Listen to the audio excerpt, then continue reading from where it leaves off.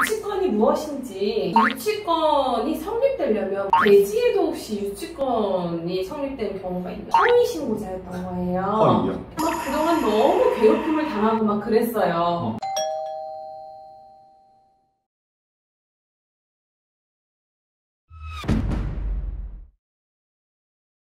안녕하십니까, 미소 경매 TV입니다. 오늘은 권리 분석을 하면서 자칫 놓치고 가기 쉬운 유치권에 대해서 한번 살펴보겠습니다. 유치권은 등기부상에 나와 있지 않기 때문에 실수를 범할 수도 있고요. 그리고 어려움을 겪게 될 수도 있는데요. 유치권에 대해서 오늘 파헤쳐보는 시간 가져보도록 하겠습니다. 일단 유치권이 무엇인지 정의를 조금 내려주시면 감사하겠습니다. 먼저 유치권이라는 것은 우리 민법 320조에 종이 설치되어 있습니다. 그래서 부동산에 관련된 유치권은요, 공사대금 채권이라고 보시면 될 것 같아요. 대부분이 그렇습니다. 그런 공사대금 채권을 갖다가 공사업자가 변제받지 못한 경우에 그 목적물을 점유하면서 내 돈 달라고 권리를 행사하는 게 유치권이라고 보시면 될 것 같습니다. 그렇다면 이 유치권이 성립되려면 네. 요건이 있을 것 같은데요. 성립 요건은 어떤 것들이 있을까요? 그렇죠. 유치권은 성립 요건이 상당히 좀 까다롭다고 보시면 될 것 같습니다. 첫 번째가 그 유치권을 행사하는 대상 목적물이 타인의 부동산이 된다는 거죠. 자기의 부동산 갖고는 절대로 유치권의 대상이 되지 않는다. 그래서 첫 번째 성립 요건이 되겠고요. 네. 두 번째는 반드시 피담보 채권 자체가 존재해야 되겠죠. 변제받지 못한 대금이 존재해야 된다는 겁니다. 그리고 반드시 세 번째로 그 공사대금 채권하고 현재 목적물을 점유한 그 목적물과의 결연관계, 한마디로 관련성이 있어야 됩니다. 대표적인 게 뭐냐면은 그 공사대금 채권은요, 그 목적물 자체에서 발생된 비용이야만 결연관계가 인정이 된다. 이렇게 볼 수 있습니다. 지금 상당히 어려운 내용인데요. 그 다음 또 네 번째가 점유를 해야 됩니다. 유치권자는. 그래서 만일 아무리 유치권이 갖고 있는 여러 가지 성립 요건이 인정된다 하더라도 그 목적물을 점유하고 있지 않는다 그러면은 유치권 자체는 아예 성립이 안 되는 거죠. 그래서 반드시 점유를 해야 되는데, 과연 점유도 불법 점유도 가능하냐 이겁니다. 절대로 불법 점유는 인정하지 않고 있다. 그래서 점유도 적법한 점유가 돼야 된다. 물론 점유는요, 간접 점유, 직접 점유 다 되는 겁니다. 유치권자가 본인이 직접 점유해도 되는 거고요. 제3자를 내세워서 그 사람을 통해서 간접 점유한다 하더라도 인정을 해주고 있다는 얘기입니다. 그리고 다섯 번째가 변제에 도래해야 되는 거죠. 그리고 마지막 여섯 번째가 뭐냐면은 유치권 포기각성, 특이하게 없어야 됩니다. 요 지금 제가 말한 6가지 요건이 바로 성립 요건으로서 이 중에 한 개라도 흠결이 있으면요, 유치권 자체는 인정이 안 되고 있습니다. 네. 조건 하나하나마다 여러 가지 다양한 판례들이 나와 있기 때문에요. 네. 여러분들이 그냥 들어서 쉽게 알 수 있는 건 아닙니다. 하지만 네. 대략적으로 유치권이 성립 요건이 이런 게 있구나 하고 꼭 알아두시기 바랍니다. 그럼 궁금한 게, 네. 경매 개시 결정 이후에 뭐 공사대금이나 이런 것들이 발생이 되었다 하면 그것도 유치권이 해당이 되는 건가요? 경매가 들어간 이후에 공사를 했다. 네.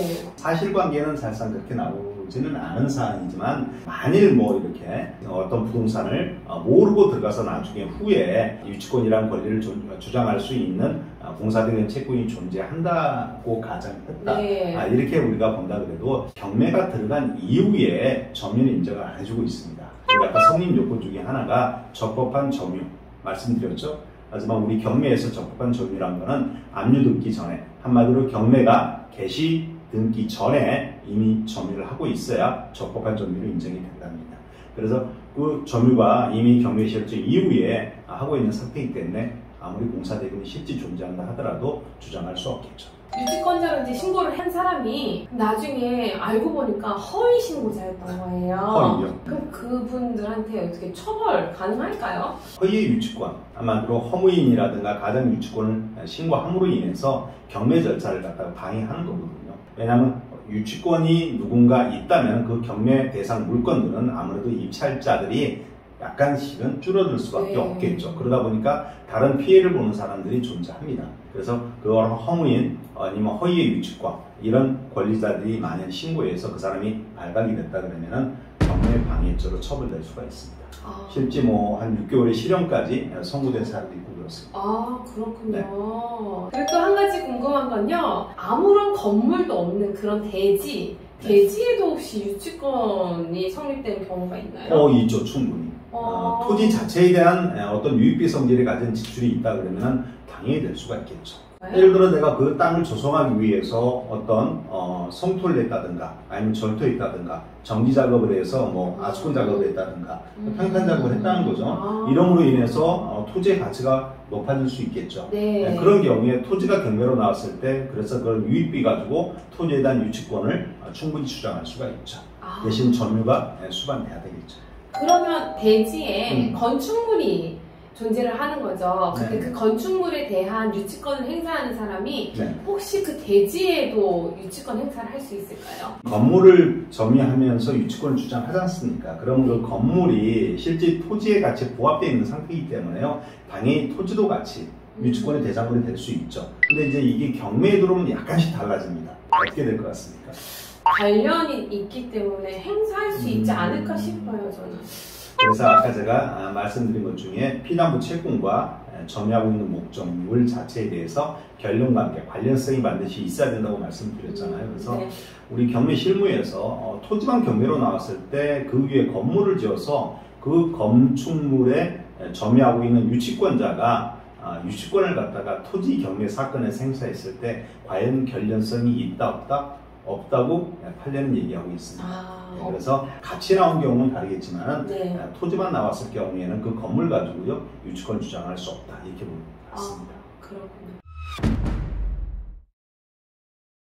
그 유치권에 대해서는요 여기저기 찾아보고 공부해봐도 헷갈리고 아리송한 부분들이 되게 많았는데요, 이 법무사님의 아주 그냥 시원한 답변 덕분에 이것저것 궁금증이 확 풀렸습니다. 도움이 되셨다면 구독, 좋아요, 알람 설정 부탁드리도록 하겠습니다. 시청해주신 여러분 감사합니다.